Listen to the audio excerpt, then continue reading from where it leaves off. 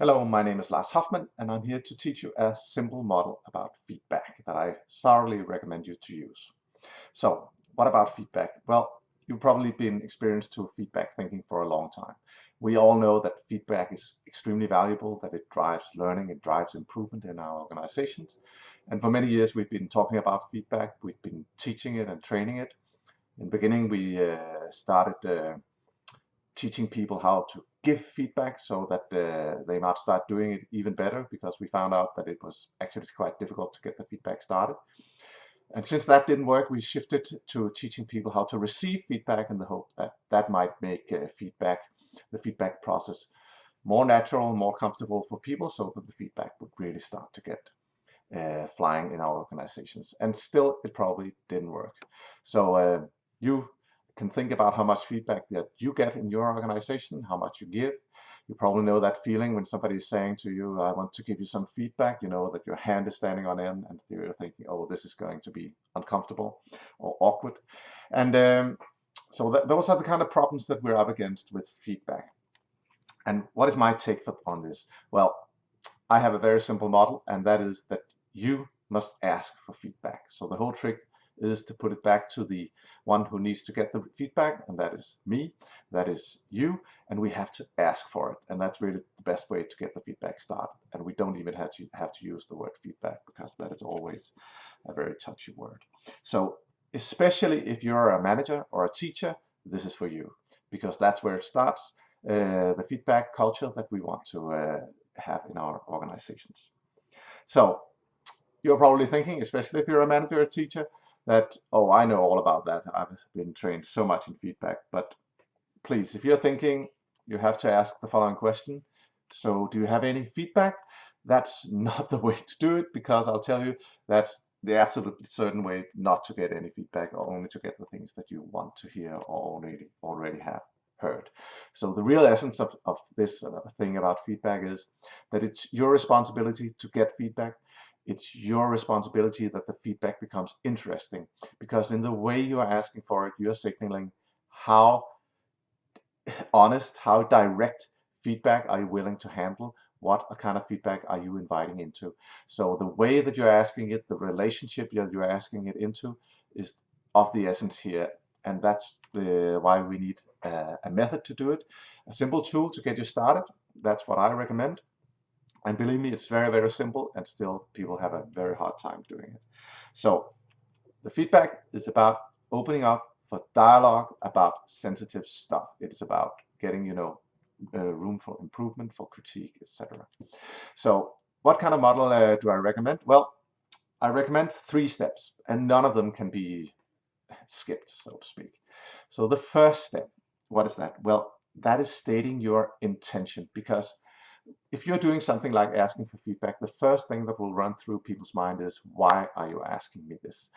What is the hidden agenda? We people, we're extremely used to interpreting intentions behind everything that is going on. So if you're doing something you're not usually doing, which probably is asking for feedback, then people will think in the beginning, and they will spend all their brain capacity thinking about what is the hidden agenda here. And the best way to get above that, behind that, or through that, is to state why you're asking for the feedback. And actually, that can be a bit strange. So really explicitly stating your intentions is the best way to get around it. So you should say, refer to a situation, perhaps something that just happened, or something that happened yesterday, not too far away, and your intention in that situation. So you could, for example, say, my intention with this video that you just saw was to get people started asking for feedback and get more feedback in their daily lives. And the more honest you appear about that intention, the more the intention of you asking for feedback becomes believable. So you state your intention with some actions that you've done, you've had some behavior, and then you say, so that was my intention. And then you go to step 2, tell me, what do you think worked? What supported that intention? What do you think contributed to that intention? And usually you can just say, I tried to come across with this message. What do you think contributed to that? What do you think worked? You don't have to use the word feedback. And then immediately after you have asked that, you should shut up, unless people really ask, what are you thinking and what are you saying? and start listening to what people are saying. And please, here you will easily fall into another barrier, and that is what, no matter what they say, you will instinctively probably think, oh, I already know that, so I don't have to listen to that. We have a tendency to put things into boxes. So please stay open and perhaps ask why you're saying that and what do you think especially contributed. And also if people are saying something you think you already know, because we are asking for what is working, because we often don't know ourselves well enough what is actually working the best for us, and we have a tendency to throw the baby out with the bathwater. So please listen intensely to what people are saying really worked. And when they have done that, then you're ready for the third step, which is asking, of course, what did you miss? What do you think could have improved this, contributed even more?